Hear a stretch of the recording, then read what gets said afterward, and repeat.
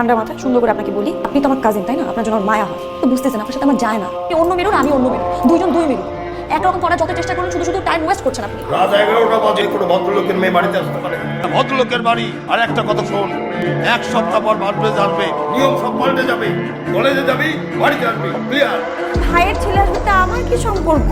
শিশু তোমার ভাইয়ের ছেলে না, এই বাড়ির জামাই, এটা মাথায় রাখতে হবে। তুমি এরকম লেম কথা কেন বলো? তুমি আমার এই যুগে কেউ এই ধরনের কথা বলে? সে ছোটবেলা থেকে একই কথা, আমার বিয়ে হয়েছে বিয়ে হয়েছে। আরে তখন আমি ছোট বাচ্চা ছিলাম, মা তোমরা ধরে বেঁধে আমাকে বিয়ে দিয়ে দিচ্ছ। আমি কিছু আমি ম্যাচুর হয়েছি, আমি আমার স্বাধীনভাবে চলবো, আমার লাইফ আমার ডিসিশন আমার। আমার সাথে বিয়ে দিলাম আর তাকে আমার জামাই হিসেবে স্বীকার করতে হবে? সরি বাবা, আমি পারবো না, আমাকে দিতে হবে না। এই এক থাপ্পড় ঠিক করে ফেল। আমার ভাইকে আমি মিত্রকে কথা দিয়েছি, তার ছেলেকে আমি জামাই করবো। আমি তার সঙ্গে তোকে বিয়ে দিয়েছি, তুই জানিস যে তোর বল। এর বাইরে আমি অন্য কিছু ভাবতে চাচ্ছি না। পারবে এই বাড়ির জামাই। Hey, Mama, my uncle, Kopil. Okay, I will call you back, my friend. দেখা কি মতে কল করেছে কপিল? কপিল হইল কি আমার ওই মালিক। দেখা ওই কথা দিকে কিন্তু সব ক্লিয়ার করো। কিন্তু কি জানে আমাদের বিষয়টা? জানে মানে ও তো সব কিছু জানে, সব ঠিকঠাক। জুলাই বছর যতবার ফোন করতাম আপনি আর কাকি কথা দিতেন, ও কথাবার্তা কইতো না। ফেসবুকে অ্যাড পাঠিয়ে রাখছি, গত বছর অ্যাকসেপ্ট করে না। গাড়িটা তোমার দেখলাম যে একটু চুপচাপ, খুশি না। ব্যাপারটা সেই ছোটবেলায় দেখছি আর এখন দেখছি। তা অবশ্য ঠিক। কাকা আমার একটা ইচ্ছা কি হচ্ছে বলো? না আপনি তো ছোটবেলা যা করছেন, অনুষ্ঠানটা আমি একটু বড় করে করছি। অনুষ্ঠান করে বড় সড়ো আকারে রানীর মতো করে শোনো, তুমি কোনো চিন্তা করো না, এক সপ্তাহের মধ্যে বিরাট অনুষ্ঠান করে আনুষ্ঠানিকভাবে এই অনুষ্ঠানটা আমি করবো, ঠিক আছে? কিন্তু এই কোনো বিচলিত কি আবল কথা বলছেন আপনি? কি একটা নাম? নাম কি? টুকটুকি কোনো নাম? ছোটবেলায় ডাক্তার না, সুন্দর একটা নাম আছে, রিক্তা। হ্যাঁ, আপনি আমাকে রিক্তা বলে ডাকবেন প্লিজ। হ্যাঁ, আমি একটা কথা আপনাকে পরিষ্কারভাবে বলছি, আপনি প্লিজ মাথার মধ্যে এটা, এই ছেলে মানুষের যে বিয়েটা, এটা আমি কোনোভাবেই মেনে নিব না। কিন্তু বিয়েটা আমার বাবা মা আমাকে ছোটবেলায় কিভাবে বিয়ে দিয়ে দিচ্ছে, এখন আমাকে এই বিয়েটা অ্যাকসেপ্ট করতে হবে? আমার বাবার মুখে তাকে আমি সেই যে এতক্ষণ যাবো এখানে বসেছি। তো আমাকে আগে বলতে আমি আপনাকে বলে দিলাম, এখন তো আপনি বুঝতে পেরেছেন যে আমি আপনার সাথে কোনো সংসার করতে চাই না। আপনি একটা কাজ করবেন, আপনি আমার বাবাকে গিয়ে আমাদের ডিভোর্স লেটারটা দিয়ে দেবেন। আরেকটা কাজ, এটা তো করবেনই, সাথে আরেকটা কাজ করবেন, বাবাকে বলবেন যে আমাকে আপনার কোনোভাবে পছন্দ হয়নি, আমার সাথে আপনার যায় না। ঠিক আছে? আমার বাবা আমাকে কখনোই, আমি যাই বলি না কেন, কোনোভাবে মেনে নেয় না। সে এই বিয়েটা করাইছে এবং সে বলে যে সংসার করতে হবে। তো আপনি পারেন এখান থেকে আমাকে উদ্ধার করতে। 3 মাসে তো অনেক ডিসিশন চেঞ্জ হতে পারে। তুমি আমাকে দেখো, 3 মাস পর যদি পছন্দ না হয় বা যদি ডিসিশন চেঞ্জ না হয়, আমি তো চলে যাচ্ছি। পরে একটা ডিসিশন আমার নিলাম। 3 মাস আমি আপনাকে দেখবো, ফাইন। আপনি আমাকে মিনিমাম 1 হাত দূরে থাকবেন, সব সময় বিছানায় আসবেন না, বিছানা ধার কাছে আসবেন না। मैंने उसको अपने जीजा जी फेंक के मारो या फूफा जी, मुझे नहीं पता, बस क्लिक हो जाना चाहिए। अब मैं भी जा रहा हूं, मुझे मुखिया कराना है। সমস্যা আপনার? আমি ওকে ডাকতেছেন কেন? তুমি ওইখানে হুট করে সবার সামনে রেখে তুমি চলে আসলে। আপনাকে আমি কোলে করে নিয়ে যেতাম। আপনি ওকে কি বলেছিলেন? আমাকে বলেছেন যে আপনি আমার বন্ধু বান্ধবের সামনে খুব সুন্দর করে কথা বলবেন, সবার সাথে মিলেমিশে থাকবেন। কি করলেন? সবার সামনে আমাকে একদম হেট করে দিলেন আমার মাথা। আপনি এই কাজগুলো কি ঠিক করছেন? ওরা তো এখন আমাকে খ্যাত মনে করবে, কোনো লাভ নেই। শোনেন, আপনি আর 2 মাস আছেন না বাংলাদেশে, এই 2 মাস আপনি সুন্দর আপনার মন মতো, আপনি যেরকম খ্যাত ওরকম একটা খ্যাত মেয়েকে খুঁজে সুন্দর একটা সংসার করেন। হাসি দিয়ে দিলা, হাসিটা তো মনে করো যে আমার মতো হাসি না, মনে দিতে কাজ নাই।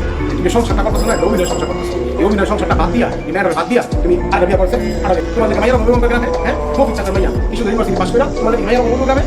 কি কথা কস? আবার একটা শখ ছিল, আবার শখের জায়গা থেকে বিয়ে দিচ্ছে। আমার কপাল খারাপ, ও আমার পছন্দ করে। আব্বা যেহেতু পছন্দ করছে, বিয়ে দিছে, আমি আর ছাড়তে পারবো না। ও যদি আমার সাইড এটা তোর পছন্দ, তাই না? আর আমি কল্প করে দিই, তোমার তো চলে গেলাম, তখন তো আরেকবার দেখান লাগবে। কেন কই তাহলে তুমি যদি ছাড়তেই পারবা না, এর মতো জামা কাপড় পরলে ভাবি দেখছো কি সুন্দর সুর, কি সুন্দর মনে করে যে স্পর্শ বন্ধ বলে, সেটা মিস করো, তুমি মিস করো, তাই তো? স্মার্টনেস কি পোশাক পরিচ্ছদ দিয়ে গেছে না, পরিষ্কার মন থাকবে।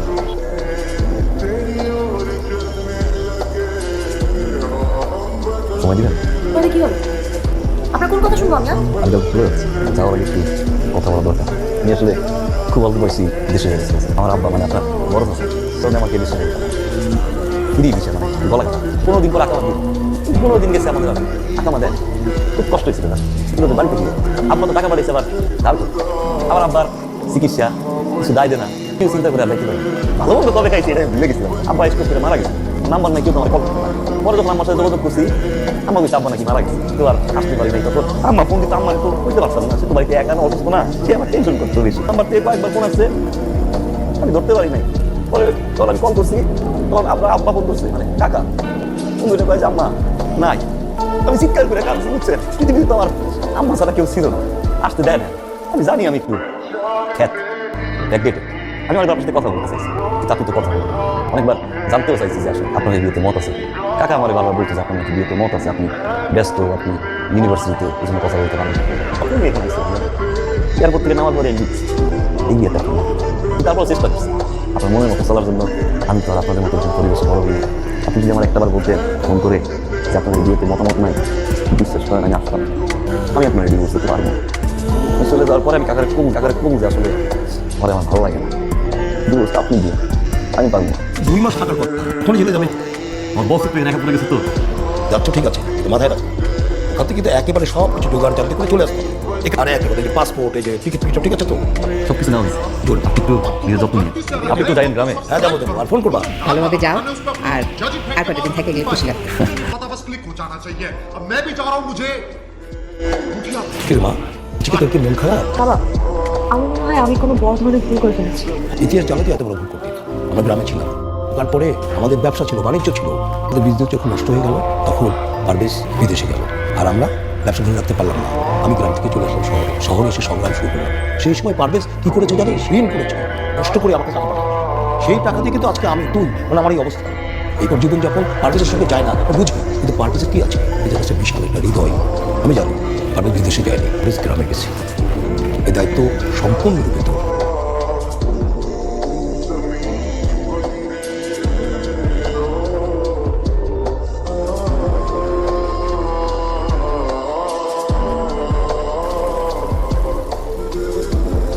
কি বলে চলে আসলেন?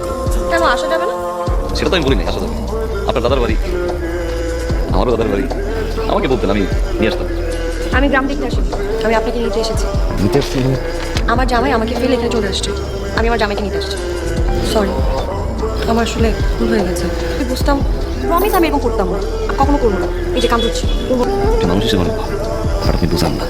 আপনি কান ধরলে কিসের আপনি? তুমি না, তুমি কান ধরলে কিন্তু তোমার ছোট সময় কিন্তু মতো লাগে। অনেক কান ধরাইতো আপনারা। আপনার চোখে আমি ভালোবাসা দেখেছি।